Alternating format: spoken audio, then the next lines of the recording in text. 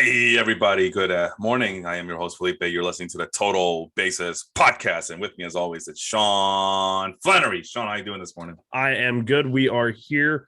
I am having to recreate some of my little prospect leaderboards. They were ready, prepped, and ready to go for the show. And then Google decided it did not like me. So we had to do a quick reboot, get the stream back up and going. And now I'm typing as I'm talking. So I'll give it right back to you. Sure. Yeah, I can stall for a little bit. But yeah, last week we talked about minor league hitters that kind of caught our eye, whether it was for their tools that they possess, or I don't know. I left it open. And then personally, I just went onto the minor league leaderboards and I just saw whoever had the best stats. And then, well, of course, the problem with that is that there's a lot of flukiness going on and you still got to narrow it down because there's a lot of good minor league players out there. But we are trying to end of the day, we're trying to figure out which players could we see making an impact in Major League Baseball, and of course, selfishly for our fantasy baseball teams. And we're going to be doing the same thing for the minor league pitchers as well. So this week we have a list of 12 minor league pitchers we're going to try to get through in a quick manner. Again, I forgot to mention, but Austin is on vacation last week and this week, so hopefully we'll get him back next week. I hope what happens, Sean, is that you get used to it, right? You get used to sleeping in on Sunday morning, especially him. He's a teacher, so he gets up super duper early. Well, I guess he has nothing better to do. He gets up early anyway. So hey, Austin, get back here. Bring your ass back here. I mean, I wake up at 3:30 every day, and then on come Sundays, I wake up. It'll be like 2 or 3. I'll turn off my alarms. I'll push the alarms back to like 6, 7. But I'm still waking up. My body's like, okay, it's 4 o'clock in the morning. Get up, and I'm like, no. Nothing a little coffee can't fix. So that we're thankful for that. But yeah, man, thanks for accommodating me. I got some big things happening today and I needed to get up earlier than usual. So here we go. I got the screen up and ready for people to share, or for me to share with the people. And are you ready to talk about Hayden Wesneski, or should I stall and talk about Max Meyer? You go Max Meyer first. All right. Well, the ironic thing is I put your name first because I was going to start with you first. But no, that's fine. We're all out of order. Max Meyer, who's, again, we're a very selfish show. We're a very self-aggrandizing show. So Max Meyer is on my fantasy baseball team for the Baseball Life League. And let's see, he is 23 years old, currently in AAA, little guy, 6 foot, 196 pounder, right-handed pitcher, the 58th ranked player in the Fangraphs Top 100 with an ETA of 2022, which is ironic because the Marlins already have a slew of young pitchers in their rotation already as it is. So how are they going to make room for him? Well, I don't know. Let's see. Well, I forgot to open up the roster resource page to let us know about the current major league rosters. Go ahead. I can fill you in about how they work him in. They either go to a 6-man rotation or Eliezer Hernandez goes to the bullpen. There you go. Because basically everybody else, Trevor Rogers has had some early season struggles, but he just had a pretty good start last night, if I remember looking at the box scores correctly. When I looked, he was like through 5 innings, had 8 strikeouts. I think only gave up 1 run. But Eliezer Hernandez definitely the one on the chopping block if Max Meyer were to come up. And Sixto Sanchez is still lurking around, isn't he? I think he's just started throwing. If he has, I mean, he's in like that kind of organizational purgatory because not only is he coming back from injury, but the organization hasn't heard from him really much. He hasn't really listened, I guess, when they were trying to get him to rehab. But I don't think the Marlins are going to rush Meyer. I think they want to give Eliezer a chance. He's pitched for them solid before. And Meyer is coming off his worst start of the year so far. Just on, I believe it was Thursday. Yeah. I don't care, man. He needs to be brought up. He has it's an outrageous slider. He faced the Mets in spring training, and it was like just silliness. Yeah, that is the thing that scouts are in love with, along with the little. He's has a small stature, but he comes with a big fastball for his size, and it gets up into the high 90s. But you're right, the slider is the thing that scouts talk about. It is graded at 60 out of a 70 right now. No curve that was graded, but he does have a changeup that is kind of still a work in progress. Command is kind of still a work in progress, but it's supposed to be graded at a very good 50 grade eventually. Future value also 50 grade, and again, these are the grades that are done out of an 80 grade scale. Yeah. And I don't know. I think they're subjective. So whoever is the one evaluating is doing the subjective report card there. Currently has a FIP of pi, and I don't know if that accounts for that. Oh, it should. It should account for that bad start because I just gathered the numbers recently, and I included whip on this one. So he's has a whip below 1. And here's what I wrote about him. Little guy with big arm, great control, and racks up the strikeouts, induces a lot of grounders. He has a marvelous slider. And you already talked about him, making room for him for the Marlins. I think Eliezer Hernandez should be the first to go, if not Trevor Rogers. Trevor Rogers has not looked the same like he did last year when he looked very promising. And this year he's kind of, I'm pretty sure a lot of people have a little bit of regret drafting him this season. I'm still holding on Trevor Rogers. I didn't draft him that many places, but I think the 1 or 2 teams I did have him on, like, I was like, okay, this is going to be like my 1B guy. And like you said, it is off to a slow start, and he had kind of a slow end last year. So yeah, he had missed that time with COVID, and then he had the kind of the family emergency list, and he never really got back from that.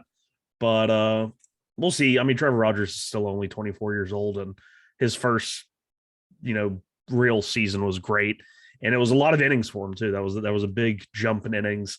So we'll just have to see how he responds. Yeah, and just whatever it takes to get Max Meyer up. That's all I care about. Just to bring him up. Anything for Max Meyer. Anything for Max Meyer. So that's Max Meyer. So that's a more of a well-known prospect, regardless, and he should be gobbled up in a lot of leagues. Especially in keeper leagues, even in short-term keeper leagues. Definitely in dynasty league, he should be rostered like almost 100% in dynasty leagues, I would imagine. Just because of upside and potential. But when I was filtering through the minor league statistics over at Fangraphs, like serendipity, man, Max Meyer was near the top of the list, and he was one of the few last names remaining on that list. And guys that Are you ready to talk about your guy now, or no? I mean, I'm good, but I thought you just wanted to keep going. No, I wanted to transition to Hayden Wesneski, which is your guy, for sure. Which I just heard him on several podcasts after not hearing about him, and then next thing you know, Sean's like, "Oh, my guy's gonna be Hayden Wesneski, who's a Yankees farmhand, AAA, age 24, 6'3", 210-pounder, throws right-handed, the 19th best prospect for the Yankees, but he's not on the top 100 for the Fangraphs. ETA is for this season, 2022. Decent fastball, good slider. We just talked about Max Meyer being 60 out of 70. Well, Hayden Wesneski is a 60 out of 60. Changeup is a work in progress. Command is already there at 50-50 with a future value of 40 plus. There's his FIP, which is at 285, along with a microscopic 0.86 minor league baseball whip. Here's what I wrote about him. Good control, productive in second year in AAA. Strikeouts are relatively low, but has shown ability to induce grounders in the past. Stops in the minor league in his minor league career. What else do you need to add about Hayden Wesneski? It's a very similar, it's not a flashy profile or anything. Fangraphs and one of their little write-ups about him, they refer to him as a kitchen sink righty. And anytime I see, a 6'2", 6'3" kitchen sink righty, I think of a guy who was on the bump last night for the Mets. And they talk about how Wesneski, who used to be like a low slot arm guy, and now he's got a lot of the kind of the scapular movement that a lot of the Yankees guys they've tried to build their guys to have. But Chris Bassett, I see a fastball, I see a slider, I see a changeup, I see a cutter, all pitches that Bassett has. I see a solid ground ball rate. I don't know. He's not like, the most, like I said, flashy pitching prospect, but I think he's one of those that maybe gets overlooked just because he isn't the flashy prospect, and yet he's the guy that comes up and he eats some innings, he pitches well, and he doesn't hurt you. Right. And even if he goes to the bullpen, maybe the velo ticks up even more. The fastball usually sits 92, 95, mainly a two-seamer, but the four-seamer, he has two distinct fastballs there. The four-seamer does get hit with a little bit more. Doesn't get hit with more velocity, but it gains more velocity compared to the two-seamer. But I'm sure that two-seamer is more of the ground ball pitch. And then, of course, the cutter and the changeup. So interesting, but not the most spectacular prospect. With AAA, you really took like two of the top guys. I didn't want to pick them. I thought that was too easy. I was like, I want to go find me a random, and I found two skis. And I remember that I forgot I think it was Rates and Barrels that they were talking about Wisniewski and Chibuki and I'm like, wait, who are these guys? I haven't heard about them. And then next thing you know, Sean's like, hey, these are my guys I'm going to talk about. I don't know if that was by design or if you heard the same podcast I heard. I haven't listened to their show in a couple of weeks. Yeah. Okay. Well, that's Hayden Wisniewski. And yeah, you're right. I did pick the easy guys, Max Meyer and Grayson Rodriguez, but I've been on that Grayson Rodriguez train for a while now. Yeah. And Max Meyer is like on my fantasy team right now in the Baseball Life League. But honestly, when I filtered it, I wasn't expecting to see the two top starting pitching prospects. It just happened because they're having such great starts to the minor league season. And I just couldn't justify not talking about these two guys, which, in the past, when I did it this way, I mean, I'll tell you, we did it this last time. There's a different spreadsheet now. And let's go back. Here we go. I mean, these are the guys that we talked about last year in AAA. These guys in blue right here, who had very low FIPs, which is the field independent pitching. And for those who don't know, that's what in the dumbest way I can explain. It's the strikeouts, walks, home runs that are given up by a pitcher, and we're pretending that there's no defense behind him to bail him out. And Aaron Ashby was the guy who showed up, which I've never heard of Aaron Ashby until I did this exercise with you last year. And Joe Ryan. And Joe Ryan was the big ones. And Joe Ryan is off to an awesome start. Yeah. So, and he was a 45 future value guy with very little fanfare. And then now Kyle Bradish, who I was just listening to the Fangraphs one with Justin Mason, right? Yeah, and Paul Sporer. And the infamous Paul Sporer. And they were talking about Kyle Bradish being a guy you should go pick up right now because he's about to have two starts. Unfortunately, it's against the Yankees and the Tampa Bay Rays. Oh, yeah. I don't think I'd be rushing to go get a two starts versus those two teams. That's what I'm thinking. But they made a case where like, well, he just struck out 11 guys. So why not go for that strikeout potential? Because he's has shown that in the past. Although this is what I wrote about him. Kyle Bradish, decent strikeout rate, terrible control, ERA over 5. So, but the FIP is why I picked them in there. So yeah. I figure, all right, so that's the FIP, right? And when I did it, and another thing I did was I think I did it by age as well. So I think I only did the age 25 or lower. Yeah. But that's still, I mean, Myers 23, Rodriguez is 22, and basically, I just wanted to showcase that the hype is being met with the productivity with these two guys. So let's talk about Grayson Rodriguez, 6'5", 220, probably the best minor league pitching prospect right now. I would definitely agree with you. Yeah, well, not just me, but industry standard, Sean. Industry standard. That's what everybody's saying about him. Number 2 prospect for the Orioles. Number 3 overall in the Fangraphs top 120. ETA 2023. But man, I don't know. He too needs to be called up like right now. I think not right now, but this season, sometime in June or July. It gets to a point where what else do you have to prove in the minor leagues, and might as well get that experience in right now for the Orioles who. Yeah. What, you're gonna throw out Spencer Watkins every 5 days? Is that what you want to do? Got to build that trade value. Well, for Spencer Watkins? Oh yeah. I think the funniest thing with Grayson Rodriguez to me is when you pull up his Fangraphs page and you see 70 grade fastball, 70 grade slider, 60 grade curveball, 70 grade changeup with 80 potential, 60 grade cutter, and I'm just like, what in the world? It's like he's from outer space or something. And there it is. There's the grade 70-70 for fastball. Sean just mentioned the 70 slider. The changeup is dynamic. Command is still a work in progress, but he'll get there. 65 future value with a FIP of 2 and a whip of 1. Here's what I wrote about him. Sean mentioned the 60 grade cutter, has dominated at every stop in the minors. He is a future Cy Young winner. And that is according to, I forgot who wrote that blurb about him, but that's what they wrote about him in his report, is that he's a future Cy Young winner. And with the tools that his possession, it's hard to argue. I mean, Sean, this has got to be the best prospect report grades I've ever seen out of Fangraphs in a very long time. I don't remember who had it better than Grayson Rodriguez. Can you name a guy? On the pitching side? On the pitching side, yeah. Because I know Wander Franco was like up there and Vlad was. But on the pitching side, I want to say like maybe they had Gore at a 65 too. Oh my God. Right here, let me see if I can pull it up. But to go along with the 70 fastball slider, I've never seen so many 70s and even I don't think I've ever seen an 80 potential changeup in my life out of the Fangraphs minor league boards here. I thought you used to be able to pull up the years past grades of players on.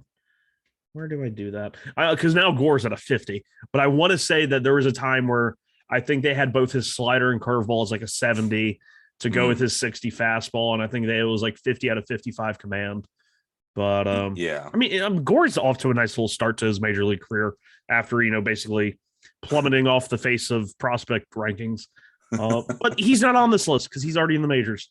But if I can find it, I want to say Mackenzie Gore had like a super high scouting score from Fangraphs. Maybe not like Grayson Rodriguez, but it was pretty close. Oh shit! Oh, sorry for swearing, but I just found the 2020 updated list on the board on their big minor league prospects board. Yeah, he's at 70 future value, but the fastball isn't as high. The slider isn't very high compared to Grayson Rodriguez. Yeah, I found it right here. Yeah, but the fastball was so dynamic because it sits at a high 90s that they gave him a 70 grade. Maybe Casey Mize because of that split finger pitch that he had. Yeah, so he topped out at 60 grade on those pitchers in the 2020 report. Yeah, that's interesting. But again, it's outside of the split finger, there's nothing that Casey Mize has in his report card that comes close to Grayson Rodriguez. Yeah. Well, which year is that for Casey Mize? 2019. This is the 2020 updated list. Yeah. I'm just kind of looking around to see if I find it. Let's see how. Yeah, it's funny because that splitter is just kind of. It's never developed. I wish he would throw it more, but he doesn't. Yeah, and I'm at the 2017 report to see if anything's there. Alex Reyes, maybe. Oh God. And unfortunately, let me see. There's our future value. Oh, there is future value here. Wow, Alex Reyes 2017 report is the highest graded pitcher here. What do they have him as a total of? I just see his stats. A total of what? I'm sorry. Like his scouting score. I see as like a 70 grade fastball, 60 grade curveball. Oh, it's in the summary. When you go into the summary, there's 65 future value. Yeah. And then Lucas Giolito's at 60, Francis Martez, Yadier Alvarez, Anderson Espinoza also at 60. Anderson Espinoza. Yeah. That's a name. Oh, 2-time Tommy John suspension. Oh God. Yadier Alvarez. Oh geez. Francis Martez suspension. And Giolito graded a 60-60 fastball, 60-70 curveball. Oh, he doesn't even throw the curveball anymore. Yeah. And the slider's not as high. The changeup's not as high. And I think that's the changeup's his bread and butter now, isn't it? Yeah, it's his main pitch. Golly, it just goes to show you that nothing's guaranteed. Maybe Michael Kopech at 70-70 fastball, 50-60 slider. And there's again the 2017 report, 45-60 changeup. But again, it's not. These aren't anywhere close to Grayson Rodriguez. Let me just move up to 2018 and see if I like anything there. Walker, like Shohei Ohtani? in the 2017 report, Walker Buehler was a 50 future value, which was behind names like Jarrell Cotton, Yohander Mendez out of the Texas system. Oh, don't trust any Rangers pitchers, man. Jose De Leon, Mitch Keller, Colby Allard. All of these guys were listed ahead of Walker Colby Buehler. Allard? Colby Allard. He sucks. What are you talking about? 55 future value. Robert Gazelman, 55 future value. Riley Pint, 55 future value. Walker Buehler, 50. Well, Jack Flaherty, 50. 2018 report, Shohei Ohtani with the 80 grade fastball and decent sliders at a 55-60, decent curveball at 50-50. Again, this is not Grayson Rodriguez close to levels of grading here. Forrest Whitley in the 2018 report, 70 fastball, 55-60 slider, 60-60 curveball. So maybe he comes close. And we all know what happened to Forrest Whitley at this point. So, I thought Mackenzie Gore is about to go the way of Forrest Whitley, and he's redeemed himself. He's pulled himself out. So yeah, man, this might be it right here. If you have him, I was so impressed by when I saw the updates for Grayson Rodriguez. I was this close to sending him. You know how it's late at night and you feel kind of lonely, so you text the ex and like, hey, you up? I was about to do that with our guy James. See, hey, are you playing video games? You want to stop and make a deal? But I thought better of it. Like, no, because then I would have to sell the farm to get this guy. And, you gotta have some discipline in this game.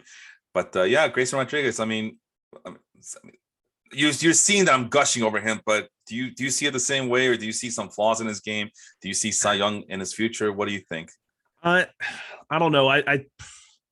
The bigger stadium is definitely going to help him.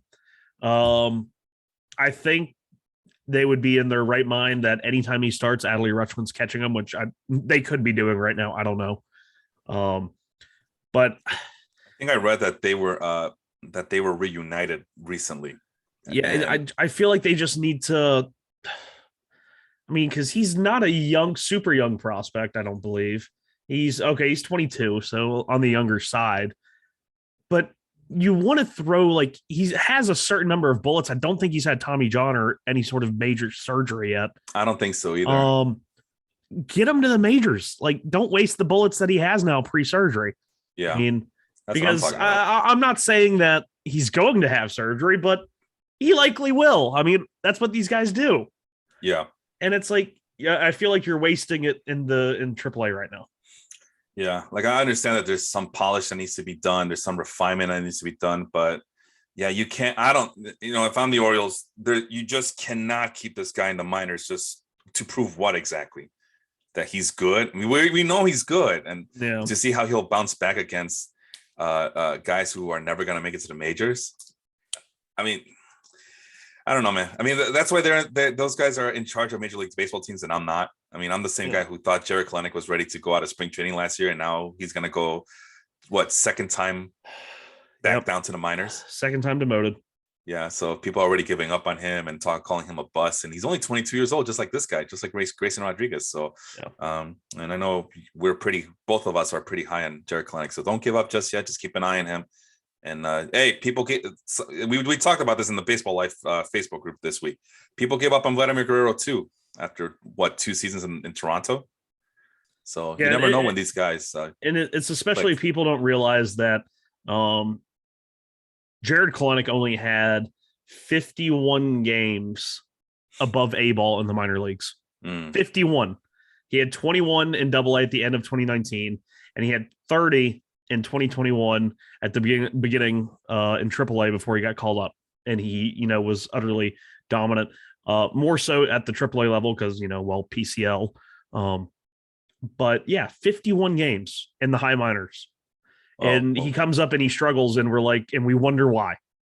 I mean, because that's not really a legitimate sample size. It isn't. I mean, that's hardly enough time for the pitchers and coaches of those leagues to figure out, hey, how are we going to pitch this guy? I mean, it's one of those. And then, of course, he comes up to the majors, and it's like, oh, he can't hit a breaking ball. Okay. And that's something major league coaches, pitchers, and scouts can easily figure out, especially when he's played 122 games over double as many as he did in the high minors. So, well, shoot. Now that's kind of intuitive. We were talking about Grayson Rodriguez, who only has 7 starts in AAA and only 18 in Double A last year. So maybe we should not be rushing him up. Well, I mean, that's at least what a full season's worth. Yeah. That's about 25 starts. I mean, I think that's better than 51 games of at bats. Let's see. There's 23 last year for Grayson Rodriguez in both AA and A+ last year, and obviously he got promoted to AAA at the beginning of to start the year this year. Yeah. He's only at 7 starts and 32 innings pitched. So what's 32 divided by 7? What is that? 5 innings. That's what they do now.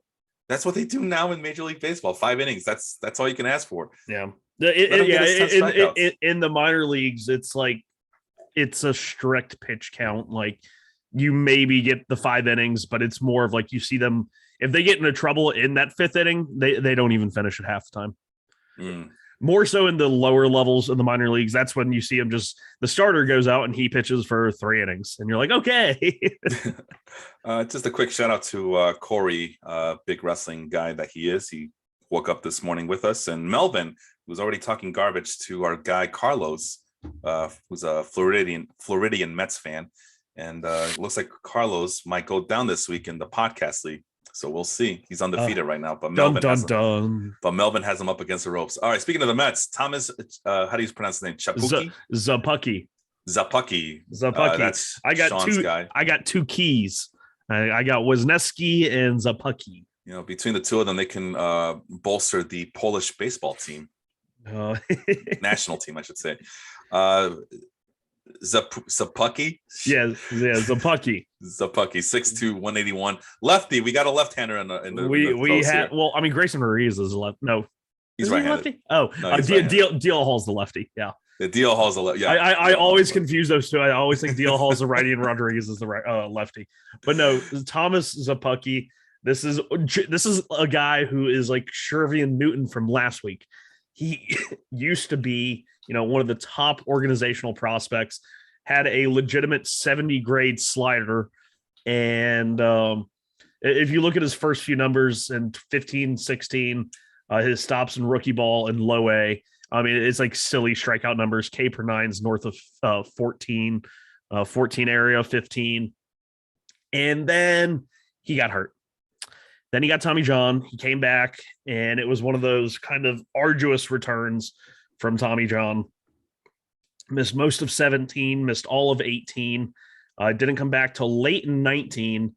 The velocity was down, but as he pitched, it came back up. The command was a little off. He was kind of refining, figuring out what pitches he wanted to throw. And really, since he came back from Tommy John in late 2019, he was still at that point 23 years old and an A-ball due to all the injuries. Finished 2019 in AA with 1 start. And of course, the 2020 lost season, he spent time at the alternate training site. Started off the 2021 year in AAA, and it just didn't go very well. The velocity never really was there. It was back down after really spiking at the alternate training site, and made his major league debut. Wasn't the greatest. He was just kind of thrown out there in garbage time. Gave up a few runs, a few strikeouts in like 2 or 3 innings. But this year at 26 years old, and it's crazy because Thomas Szapucki, I remember being, the 19-year-old prospect who was striking everybody out. Yeah. But he's back in AAA this year. No, I don't want his major league game log. I want his minor league game log. Because the thing that we've talked about with Szapucki before, especially amongst Mets fans, is he has such a great breaking ball. He should probably be a reliever. Yeah, I mean, that's just kind of like the breaking point of it. But he's continuing to start. The Mets really want to use him as a starter. In his last start on Monday, it was the 10th, so no, that was Tuesday. He went 4 innings, 3 hits, 1 walk, 9 strikeouts, which brings him up to a 15.75 K per 9 on the year, an outlandishly high 40% strikeout percentage. I don't think he's going to start in the major leagues, but they're definitely trying to build up some innings for him, I think, in the minors. And when he comes up, he could be one of those very valuable multi-inning relievers. The velocity will tick up. And the breaking ball is a legit just out pitch. I mean, it is a great. I mean, it's still 70 grade to me. It took him a while to get it back to that, but that's. I think it's really solid major league multi-inning relief pitcher. Yeah, let me finish this up here then. Yeah, there's the where'd he go? He was supposed to be called up last year, which he did, and it was a pretty disaster appearance for him. This is the report from 2021. There's a 50-55 fastball, no slider, but he does have a 60 graded curveball. Changeup was still a work in progress, and command was still a work in progress, and supposed to top off at 45.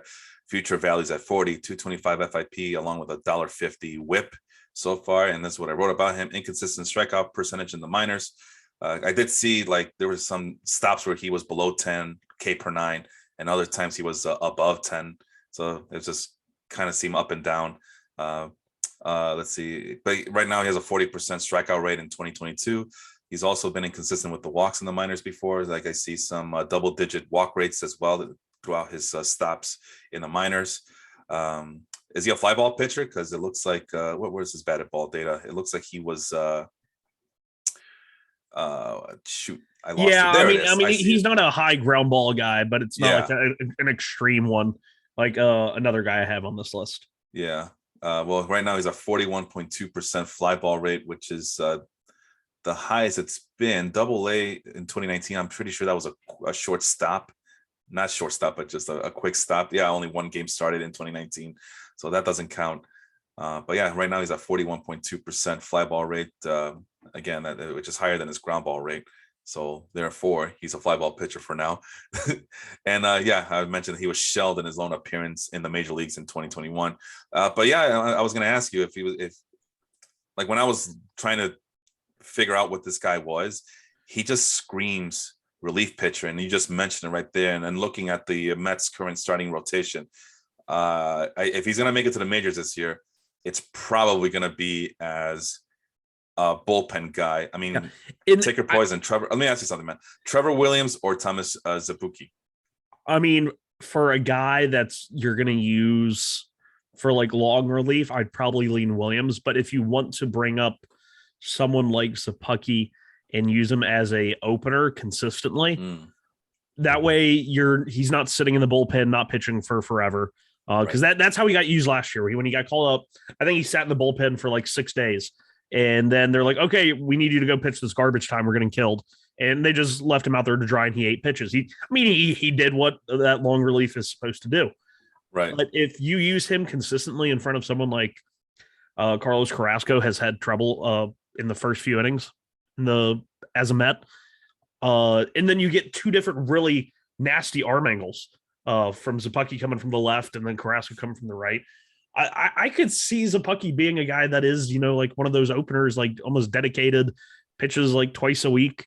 I don't know. It'd be an interesting way to utilize him. I wonder what the Mets have in store for him. All right, let's move on then. Let's go to your guy, Daniel Espino from the Guardians of the Galaxy of the Universe. Are you ready to talk about him? Yes or no? Yeah. This is my guy.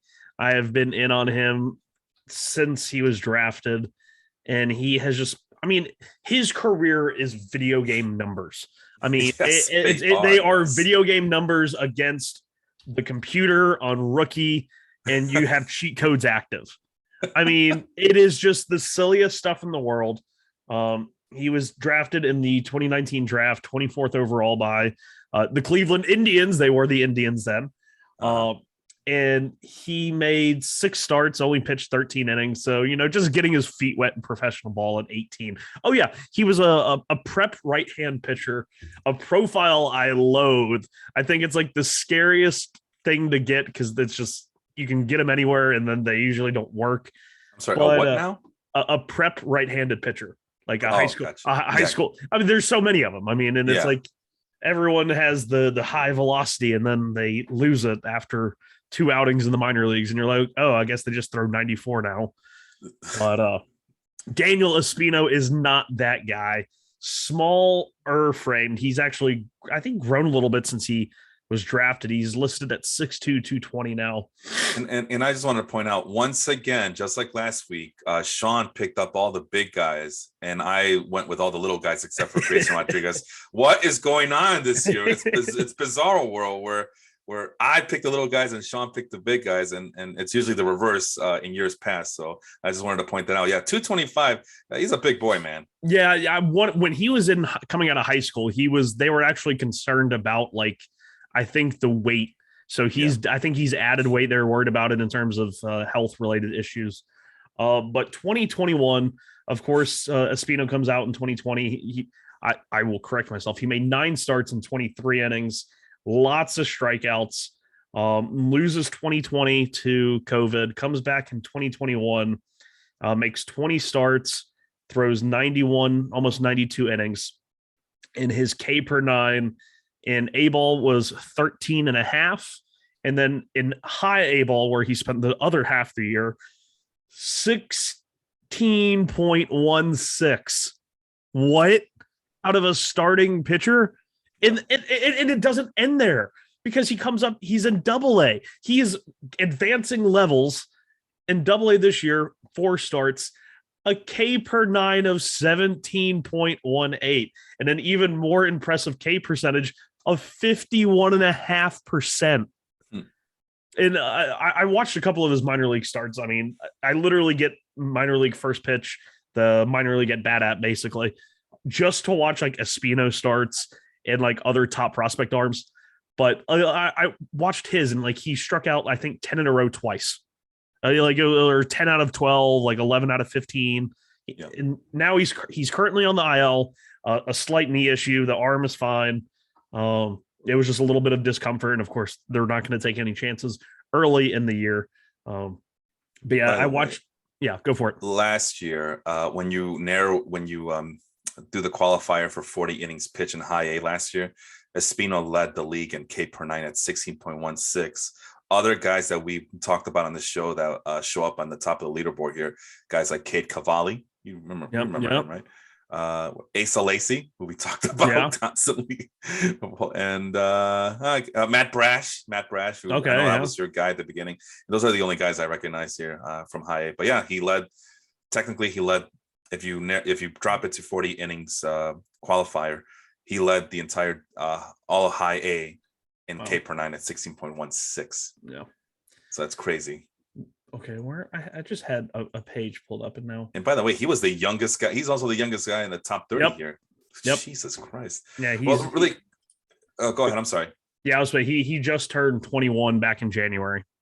Yeah, that's what I have him down here too on the board here. 21 years old, Double-A, 6'2", 225 right-hander, #1 prospect for your Cleveland Guardians, 10th overall. So yeah, we talked about Max Meyer and Grayson Rodriguez, but this guy Daniel Espino is right up there as well on this list in terms of the Fangraphs top 120. What number are we on? 25, I think. 125. He's ETAs of 2022. Before we try to figure out if he can fit in with this Guardians team this year, let's look at his grades: 70, 80. Fastball, 60-70 slider. These are almost as good as Grayson Rodriguez's. 55-60 curveball, 45-55 changeup, 45-50 command. Go ahead. And that's the thing, is the starts that I've watched him this year, like the start where he had against Baltimore. That's what I was looking for, the game log. He pitched 5 innings. He gave up 3 hits, 2 earned runs, 1 home run, 14 strikeouts. Of the 15 available outs, he got strikeouts for 14 of them. And it's very reminiscent of when I watched Brendan McKay in Double-A in 2019. He's not using that curveball and changeup really much at all. It's the fastball slider. And seeing a guy pitch like that, where it's just the fastball slider and he's pitching the fastball to both sides of the plate and up in the zone, and then just digging sliders. The slider command isn't as good as the guy I'm going to comp him to, but Jacob deGrom. I mean, Jacob deGrom basically has gone to a 2-pitch pitcher. Even though his curveball, Jeremy Hefner says it's one of the best curveball he's ever seen.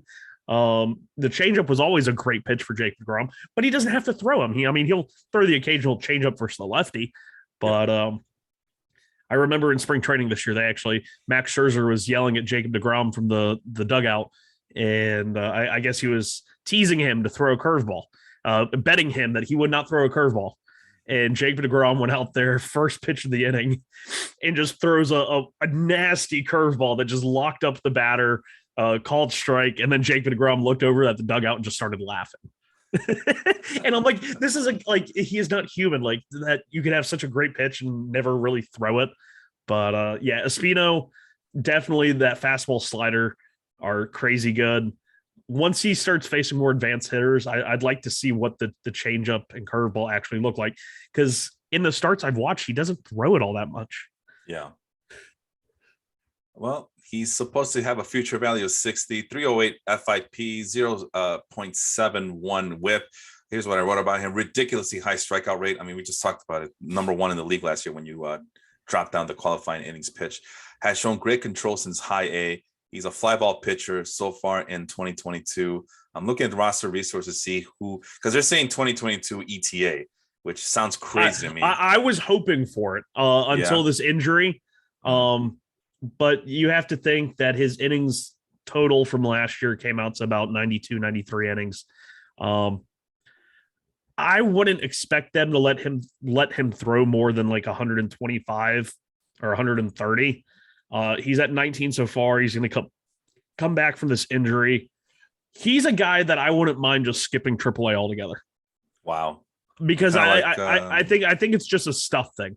I mean, it's like that stuff will play. Like you don't have to see how that stuff plays in AAA.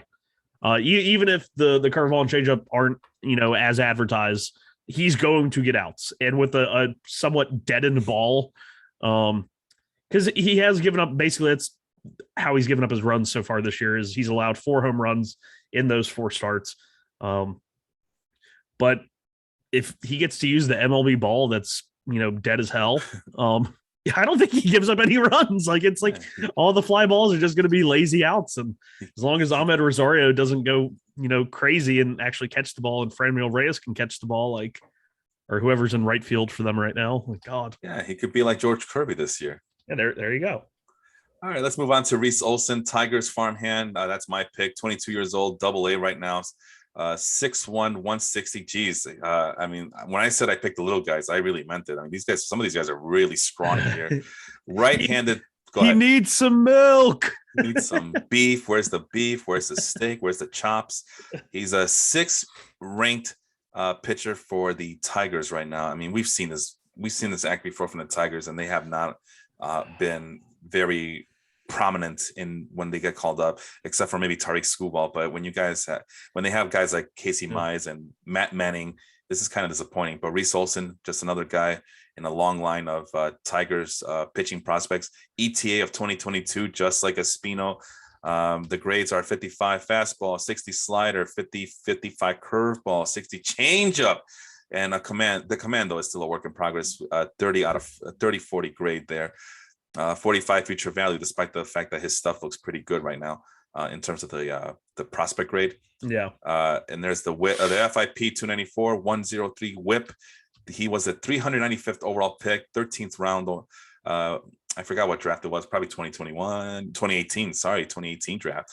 He's a strikeout artist with some control problems, though. He is a fly ball pitcher in 2022 so far. And there is some delivery concerns when I was reading the summary over at Fangraphs that they are kind of concerned, which makes sense. Little guy like that who throws for high velocity. This seems to be the theme of the show. Little guy who can throw with high velocity. They are concerned that his small frame might not be able to withstand such a violent delivery, but we shall see. As we've seen guys who could throw really hard at very small statures, guy like, I don't know, Pedro Martinez, who probably looks a lot bigger than some of these guys that we're talking about. But aside from all that, what else did you have anything to add about Reese Olson here? I think it's interesting. I've pulled him up on Fangraphs, and he was listed as the 13th best prospect traded during the trade deadline of last year. And I was like, because I noticed he was originally a Milwaukee Brewer, and then he's with the Detroit Tigers. And if Reese Olson becomes anything, they traded away Daniel Norris. Yeah. Or they traded Olson to get Daniel Norris. Milwaukee did. Yeah. Yikes. I've never. I mean, I guess Daniel Norris has been a solid little valuable player, but he looked pretty damn good last night against the Diamondbacks. He struck out the side. Who does he even have? What team is he on right now? The Cubs. He's with the Cubs right now. He's on the Cubs. Oh my god. Yeah. I honestly, shame on me for being a horrible Cubs fan. I didn't even realize that we had him until last night. I just turned on the Cubs game and there he was. Okay, how is Daniel Norris only 29 years old too? Because I mean, what was he I feel drafted like out of high school I too? feel like he's been around for forever. He was Yeah, second round pick in 2011. Rockies. Debuted Blue Jays. No, yeah, Oh, Blue Jays because he was a part of the Reyes, Oh, Jose Reyes trade. he was involved in a couple of big trades. I think Oh yeah, two of them. yeah. I think Uh, David Price too. yeah, David Price and maybe Reyes. Well, But yeah, it's debuted in 2014. He's been around for a long time, and he's only 29. I would have thought he was like 34. yeah, man. I mean, like you said, he started his career at age 19, but right now with the Cubs, he's kind of found his niche as a bullpen guy, lefty bullpen guy. Has a 36.6 strikeout rate along with a 9.8 walk rate, 387 FIP, and a 0.94 whip. So yeah, he's finally found his niche in the majors after a long journey to get here. I mean, And really quick, he's a cancer survivor too. oh, is he? I mean, it's I a hell believe of a so. Yeah. it's a hell of a niche because even as like a dedicated reliever since 20 after 2019, so 2020 through 2022, he's made nothing but relief appearances aside from two starts, including one this year, which I'm sure he was just opening. Uh, he has a 5.29 ERA, ooh, but a 3.83 xFIP. So what do I know? Norris is famous for being someone who lived in a van down by the river, Oh, and he beat thyroid cancer. oh, So wow. he's had a chock full of he's had a lot of things happening in his life. So but yeah, he's now a relief pitcher, which a lot of these guys, I mean, they were talking about the same. To get back to Reese Olson, the scouting report says that he might be better off just being a relief pitcher, and a lot of these guys might end up being better off being relief pitchers. Just like I found out yesterday, Yeri Rodriguez, who was supposed to be a highly regarded prospect for the Texas Rangers. I know we talked about him last year. He's now solely doing bullpen duty for the AAA team down in Texas. Hmm. So maybe Reese Olson, because they're so concerned about his violent delivery, that they might put him in as a relief pitcher. But with the stuff that I just mentioned, that's highly graded. It's kind of like your guy with what I think who was the guy you were talking? It was it Zapuki. Yeah. The Tigers might give him every opportunity to just stick with being a starter to see what if some of those other pitches can translate into good starting pitching repertoire. All right, Brian Bello for the Bo Sox. That's Sean's guy, age 23, double A right now, 6'1", 170. Yet another little guy. I mean, it's, you know what I've noticed, Sean? Maybe it's just the fact that the little guys develop faster. I don't know. Maybe. That's always been the knock on taller guys, right? That they like Randy Johnson is the No. famous tall guy that took forever. Although the big guy here is Grayson Rodriguez, and he looks excellent. But yeah, the little guys, maybe they just develop faster and they don't have to do all this mechanic stuff to account for their big size and big height. Maybe that's why we're seeing so many of those quote unquote little guys on the top of these leaderboards here. But Brian Bello is right-handed, the number 8 prospect for the Red Sox, 2022 ETA, 55-60 fastball, 55-60 slider, no curve, but 55-60 changeup. Command might be an issue at 30-40, future value of 45. But so far he's looking good, 3.14 FIP. Here's what I wrote about him: great strikeout and control, consistent ground ball pitcher, and that's all I had for him. What else do you have for Brian Bello? Yeah, it's a high velo fastball. Definitely, I think it's one of those more two-seamerish, leading to a lot of the ground balls. The slider, of course, plays up. This has really been his best year because in the last few years, in 2019, he made 25 starts in A ball with great stuff. He had, but ERA of nearly 5.5. The FIP and xFIP were much lower, so probably got screwed over by some crappy minor league defense and a 360 BABIP.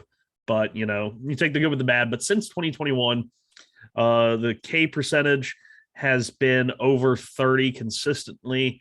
The walk rates have been around 8-ish% since 2021. Batters are not hitting for very high averages against him, letting me know that they're really not getting a great look at him. And you would think with some of like the guys that Boston's thrown into their rotation, lately. That Brian Bello probably is going to get a call sooner rather than later. And if you take him and put him on the Red Sox, it's like they're one of those teams who I think they're only a couple of players away from like just going on a run. I mean, just an absolute run. They call up, Cassis and Bello or Jake Groom, like just inject some life into that lineup. Because right now it honestly feels like a lot of veterans just going through the motions. Trevor Story, Xander Bogaerts. I think Xander Bogaerts is loathing his time there right now. JD Martinez is having an okay year. But it just feels like an older team that's going through the motions. And I don't know. It's the vibe I get from the team. I agree with you in that regard. I was just going to ask, is that the case that do you see that ETA being accurate of 2022? And I look at the roster and I'm like, yeah, I mean, they do got some guys. We're still waiting on Chris Sale to get back up. Michael Wacha is injured right now. I don't know how serious his injury is or not at this point. But they do have some depth. I mean, it's not good depth. And it's so Tanner Hook, who is a guy that we've been pretty high on this show, not living up to a lot of the high expectations that we had on him, but he can also be an option to go back into the rotation one of these days. And it's like, even some of the middle relief in that bullpen, it's just like, okay, that's a guy, but it's like, you're just putting him out there. And if he gives up a run, you're like, whatever. But it's like, if you brought up some of these minor league arms and went the way of the Cardinals and let them kind of dip their toes in the water coming out of the bullpen, like, you get young life on the team. You don't have 30-year-old Matt Strahm or 35-year-old Ryan Brazier. Like Matt Barnes, you can just relegate to whatever duty you want because he just does not need to be closing games. Yeah. Like, I don't know. I'm not crazy about that roster as a whole right now. It just seems like something's out of place. Yeah, and I was pretty high on them in terms of if everything falls into place, I could see them winning the division. Is what I said on the previous show. I still had them finishing in fourth, I believe.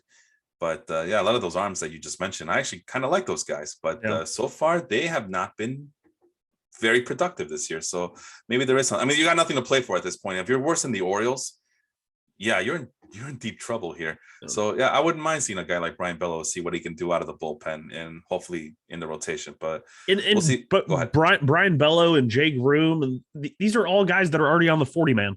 Like you don't have to get rid of somebody on the 40-man. Like you can just promote them. Like right.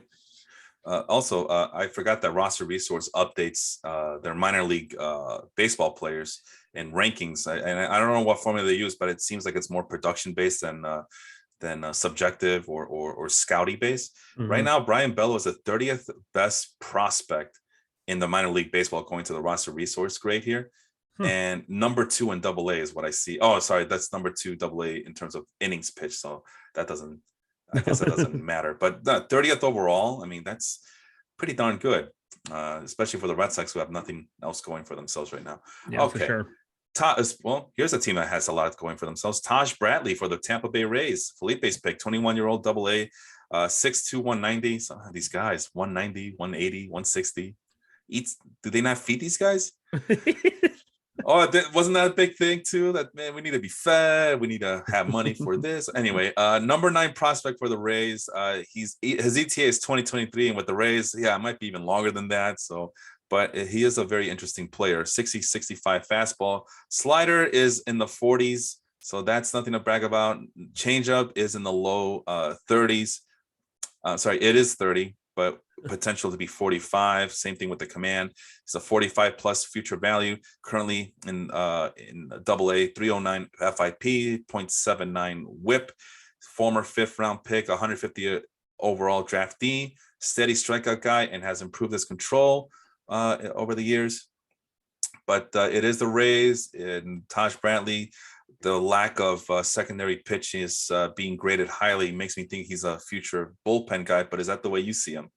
I don't know. I think Taj Bradley is kind of one of those arms that Tampa finds and is just more than the sum of its parts. Because you look at him, and since 2019, the K percentage has stayed between 10 and really 11, just in that little range. It hasn't, and this is versus, from rookie ball to double A.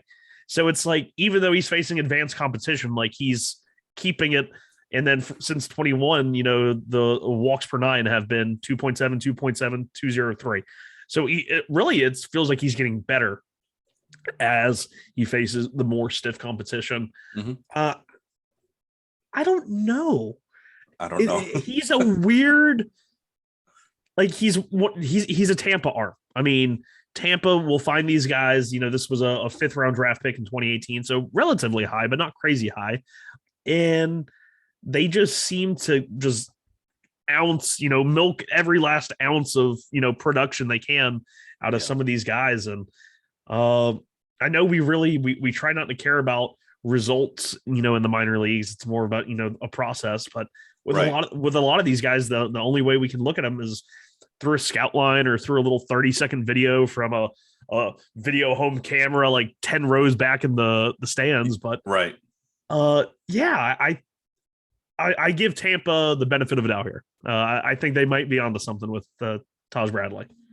Well, it's always a risk to draft any Tampa Bay Ray pitcher, I should say, because for all the reasons that we explained on the show, they like you just mentioned some of what was the whole of their parts is better than better than the sum of their parts. Yeah, I always butcher that saying, even though I'm a sociology major. That was one of the big things that was taught to us, and I always butcher it. But it's the Rays, right? I mean, Taj Bradley, they might see, you're better in middle relief than you are as a starting pitcher. And then eventually, we need you to be a starter like they did with Drew Rasmussen, who I from the Brewers, I know for a fact that they looked at Drew Rasmussen and they thought, yeah, he's going to be a starter, but not right now because we need him in the bullpen. Yeah. But now he's starting every game. Shane McClanahan, former bullpen guy. So maybe that's what the Red Sox should copy. These are all former bullpen guys. Ryan Yarbrough, remember he was the guy who the opener, one of the pioneering openers, and then Corey Kluber. Okay, so interesting little thing that I'm digging on Taj Bradley here, which really makes me want to dig more. Since 2019, his batting average against in 2019, 216 in rookie ball, 165 in A ball, 204 in high A ball, 193 in double A. Mm-hmm. What is he doing? Because he's not like a super high fly ball rate, but he's not a super high ground ball rate either. Like, what is he throwing? I really want to now go do more digging on him after the show. Yeah, he probably should and report back here. But I also noticed that he gives up a ridiculously high amount of, at least from what I've been seeing from these guys, opposite hit rate of 40.03. That has got to be one of the highest I've seen when I was doing this project here. So I'll double check as we move on quickly to who's our guy now, Ty Madden of the Tigers. That's Sean's guy. So let's go. I'm pretty sure he's not related to any of the Madden athletes that are out there. But you see, I'm shocked that you haven't done it yet, because I was expecting that the second you saw a name of Madden, you were just going to instantly start hitting me with your history, Madden. What are the things called? Video games? No, like when they circle on the screen. The telestrator. You got here is Ty Madden. He's with the Tigers. So about these guys. And he's gonna throw right by him, and then he's gonna attack him in the secondary with his secondary and throw a slider down and in. Boom! Tough acting. All right, let's see here. We're doing double A. So I'm multitasking here, Sean. I'm multitasking. Yeah, I'm kind of curious about this opposite hit rate. And Taj Bradley is 5th overall in opposite hit rate. The other guys on this list, they're much older than he is. Bradley is listed at 21. What do I have? Yeah, 21 years old. And then the guys above him are guys like Ryan Watson, Domingo Robles, Alec Casena, and Matt Castillo. And those guys are between 23 and 26 years old. So I don't know what that says about Bradley, but it just speaks of his maturity at such a young age to be able to have that wherewithal to give up all, or maybe that slider is just forcing hitters to throw it outside, forcing hitters to go the opposite way. Yeah. Or right-handed hitters to go the opposite way. Or maybe that fastball is so enticing that they just can't help but swing, and he's pitching it away from left-handers and it goes straight to the third base or shortstop. I don't know, but that's more of a you thing than a me thing. I just kind of noticed that the opposite hit rate was pretty high And sure enough, it is top 5 in all of Double A. All right, we were talking about boom, Ty Madden, Tigers, Sean's guy, 22 years old in high A, 6'3", 215-pounder, right-handed pitcher. And there are no grades to speak about. And you know what, Sean?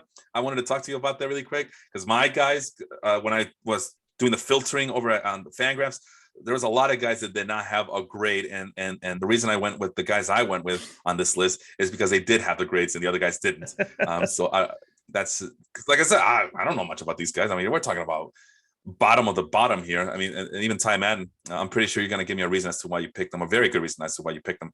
But 569 FIP at the moment with a 133 whip, currently has a 386 strikeout per walk ratio. So at least his walks are in control. So that means he must be giving up a lot of hits. Yep, has given up more hits than innings pitched, along with a 28.8 line drive rate. He's a former second-round pick, 32nd overall selection. I believe he's in the 2021 draft, if I remember correctly. So Ty Madden, what's up with that? Yeah, in this, I'm sure the 6 home runs don't help as well. It comes out to a 2.31 home run per 9. But yeah, Ty Madden was a guy I really liked, and for the Mets last year in the draft, really complete college arm. I believe he was out of Texas. He was drawing some comparisons to Matt Harvey at the time, and he fell. He went all the way down to he was kind of expected in the top half of that draft, not to really get past 15, and Detroit was able to get him 32nd overall as one of the competitive balance picks at the end of the first round. And I think he's going to be a solid starter for him. Like I said, I haven't really seen him pitch all that much. He's only made 6 starts, but I always am partial to college arms. I'm kind of the same way with college hitters. I will pick the floor of a college guy over the ceiling of some of the prep guys. And I know I miss out on some talent when I do that, but I don't miss as much overall. But Ty Madden, really complete pitcher. And of course, I'm not going to freak out over, he's got a 69% left on base percentage, 290 BABIP, which isn't insanely high, but yeah, 24 hits in 23 innings. Mainly just looking at the strikes and walkouts here, solid start to his career. I like him. Like I said, he's a complete pitcher, solid command. Just got to quit giving up the dingers. And of course, I'm not A-ball. I'm not sure where Detroit is playing their A-ball with all the minor league adjustments. Reshufflings, yeah. Yeah, and where it actually is, if it's a hitter-friendly environment or not. Because some of these parks, like the league itself will be pitcher-friendly, but then you have like one park where just everyone just goes crazy at. So, let's see, high A-ball team. And I have to, of course, it gives me today's Orioles versus Tigers game. Oh, here, do we trust Wikipedia? Because they're saying it's they're the West Michigan Whitecaps. So that would be, I wonder what league that is. Is that going to be high A? The Midwest League. Okay. Oh, sorry. Well, because like they were just doing like for all that time, it was like high A Central or high A East. And they had gotten rid of the league names. And I was like, because it was like, it wasn't even the Brooklyn Penn League in 2021. Right. But finally in 2022, they've gone back to having the names. So that's fun. Ty Madden, line drive rate, I told you it was at 28.8%. When I dropped it down to 10 innings pitch for the qualifier. He does qualify. Anyway, he is 21st out of 372 pitchers that are listed here. 21st overall in terms of line drive rate. So it's pretty darn high. But we just talked about it with the previous guy. Was it Taj Bradley, I think, right? No. With the opposite hit rate, 45.6%. That has to be, there it is. 30th overall. 30th overall. So maybe it's just unluckiness. Yeah. So in his first 4 starts, he combined for 18 innings, an ERA of 2, 18 strikeouts, only 4 walks. And then in his last 2 starts, he's gone 5 1/3, given up 15 hits and 9 earned runs, 2 home runs. So he's given up. He's given up a home run in every start, but in those first 4, it was the home runs and that was it. These last two starts, he's given up, the 15 hits and 5 1/3.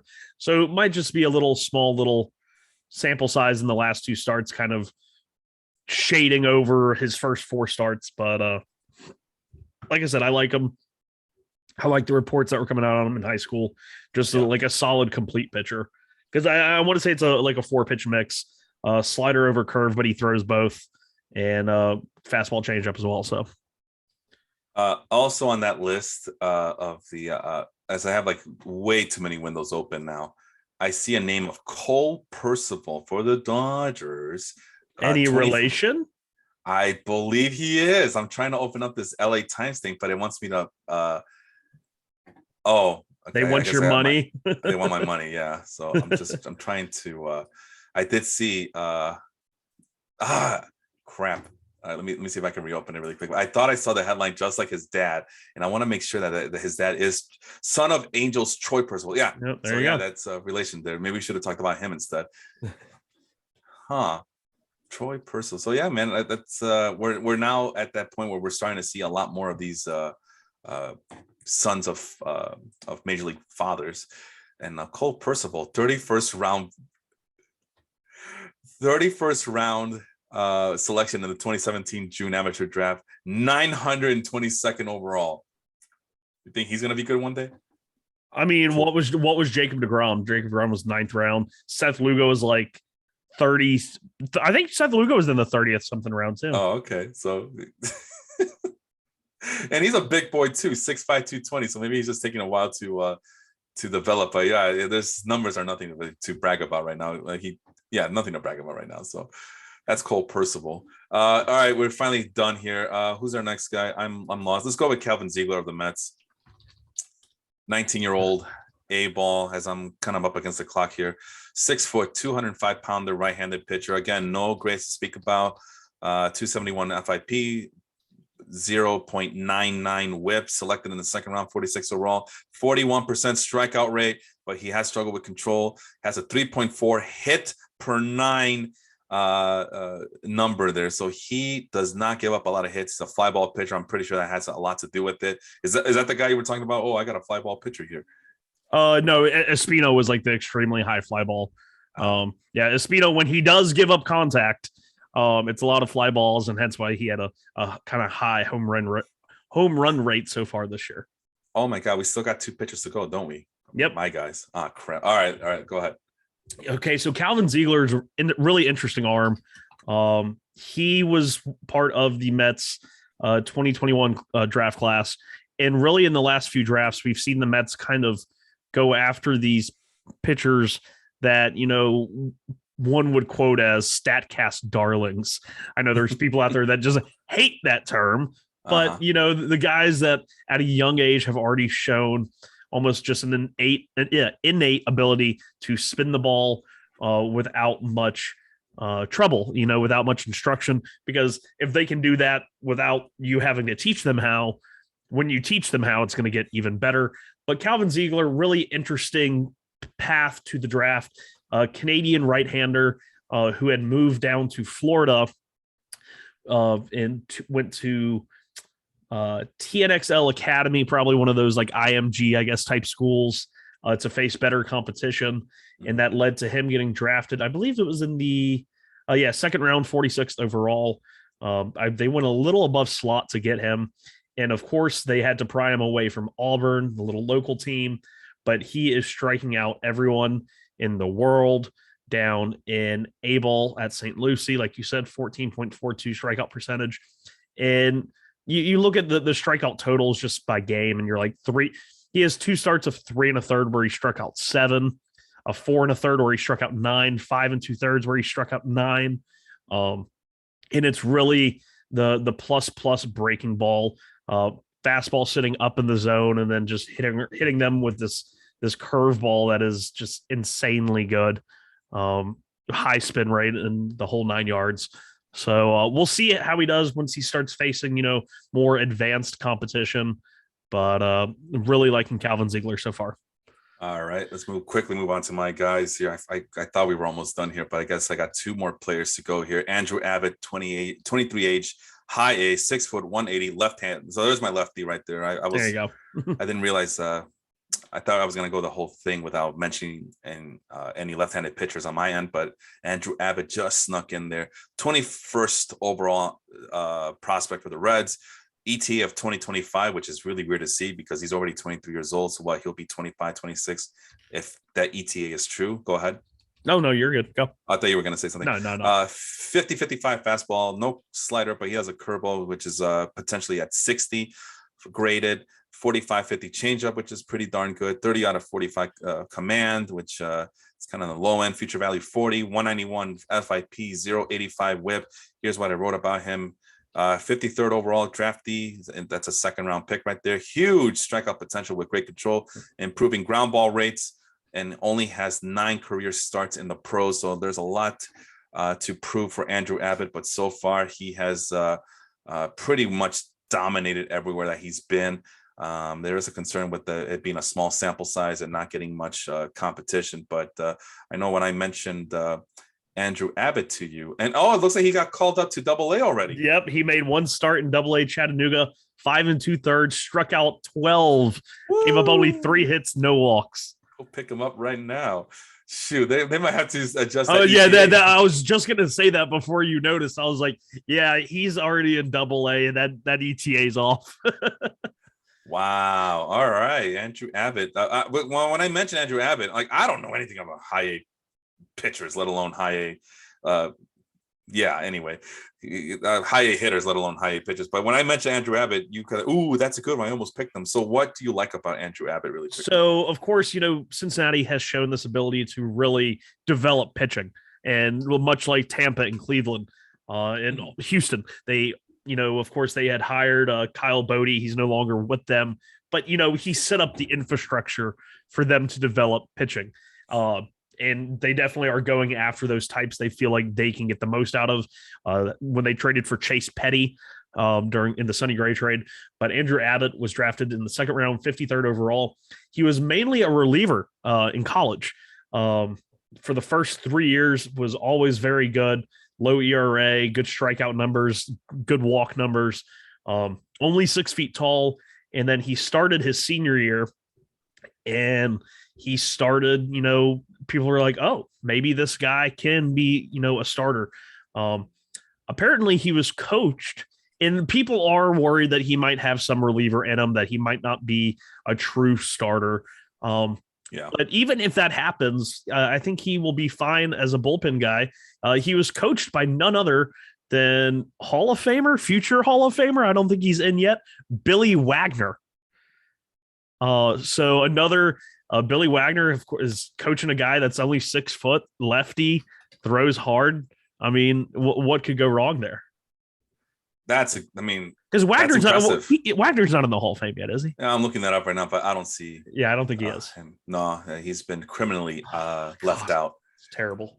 We always bring him up as someone that needs to be in the Hall of Fame already. I know that. Well, he's no Mariano Rivera. Well, we're not asking for him, Mariano Rivera. I mean, Billy Wagner, not to make this into a Hall of Fame show, but 422 saves. I mean, if that's the criteria to meet for relief pitchers to get a shit ton of saves, then be consistent. Put him in there. They say that Abbott in some starts, he's closer to 90 to 92, but that sometimes in the game you will see it go up to 95, 98. But even at the lower velocity, it plays up because it has some of the best vertical break riding life in the entire draft class. So that if that doesn't scream Cincinnati wanted him, I'm sure they had seen his drive line data and were like, yep, we want that guy. And they made sure to go out and get them. Throws a 12-6 breaker and a little solid change that they're trying to develop as a third pitch since he had spent so much time in the bullpen. So that's pretty cool. Doing this project, I accidentally found a gem in Andrew Abbott. That's what it's all about. This is why I mockingly call this, I used to back when I was writing for Excellent Sports on a regular basis. I was calling this, looking for waiver wire guys and even minor league guys. I call it diamond mining because you're just looking for those diamonds in the rough. And so after his Double-A start this year, that brings him up to 52 strikeouts to only 7 walks and his 32 2/3 innings between High A Daytona and Double-A Chattanooga. Oh man. That's I mean, 52 strikeouts to 7 walks. That'll make your ears perk up and listen. We started the show talking about Grayson Rodriguez, who's a big hulking mass, and now we're and how excited I am. 6 foot lefty. It's a 6 foot lefty, but I'm excited about both of those guys. Billy Wagner, by the way, 5'10", 180. Andrew Abbott, as I mentioned, 6 foot, 180. So a lot of similarities there. And the last guy, Alejandro Hidalgo of the Los Angeles Angels of Orange County, California, Inland Empire, whatever they're called now, Southern California Angels.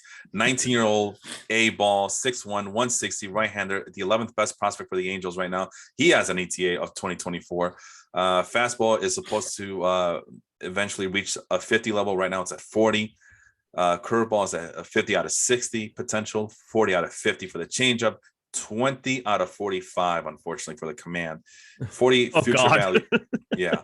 40 future value, 247 FIP, 107 whip. He currently has a strikeout per walk ratio of 5-1, so that's pretty good. He's looked much improved in 2020 in the 2022 season, which is only his second year in pro ball. And I added that he was a Venezuelan pitcher, and he induces a lot of induces a lot of pop-ups as well. I did see a little bit of video on him just out of curiosity, and there was, I mean, it's not as fun watching pitchers, like you mentioned, from behind the 10 rows back or whatever the description you use. Not as fun as it was looking at hitters. With my guy Warming Venable was a lot more fun to look at swinging than it was to see Hidalgo pitching. But there's another guy who they're reporting that if he can't figure out how to be more consistent, that they might just move him to the bullpen. But I'm assuming that the Angels are going to give him every opportunity to be a starting pitcher. Do you know anything else about this guy? I had never heard about this guy before in my life until you sent me that message with him on it. But yeah, he's definitely, I mean, he's 19 years old, already has, I guess the walks are solid this year, but could be like a fast track reliever. But yeah, that's all I got on Alejandro Hidalgo. Yeah, well, he's only a teenager. I mean, command is worrisome there. And a lot of the reports say, he's gonna be a relief pitcher if he can't figure this out.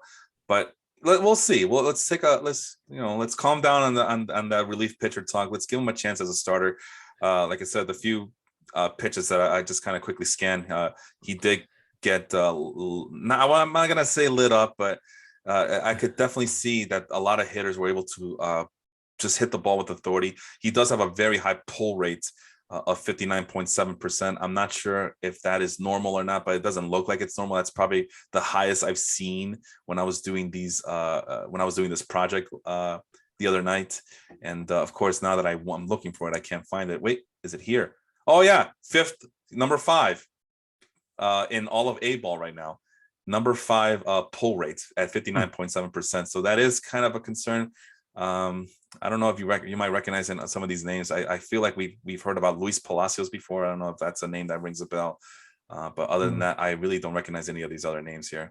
So anyway, that is the 12 minor league prospects that we wanted to talk about today, from AAA all the way down to A ball. Sean, any last words from you today? No, but that was fun as always. I love when we take a little break to talk about some of the minor league guys, and then when we revisit in a few months and see how he did. Oh yeah, that's probably, I mean, I've been revamping this. I just sent you the spreadsheet and early this morning. As you see, I went ahead and consolidated it with all our past minor leaguers that we talked about in the past. So that's probably the best part of it, is just to see what happens after we're done talking about these guys, and do they meet up our expectations, or do they just become bullpen guys like a lot of these pitchers are seemingly a lot of these pitchers are going to become anyway? But next week we probably are going to have to do a waiver wire show, as it is. Wow, it's going to get to late May. It seems like the season just started not too long ago, and it's already Memorial Day weekend coming up soon, and it's getting down to well, I mean, it's a long season, but still, you want to set yourself up for success later on in the year. For Sean, I am Felipe. We will see you next week. Take care, everybody. Adios.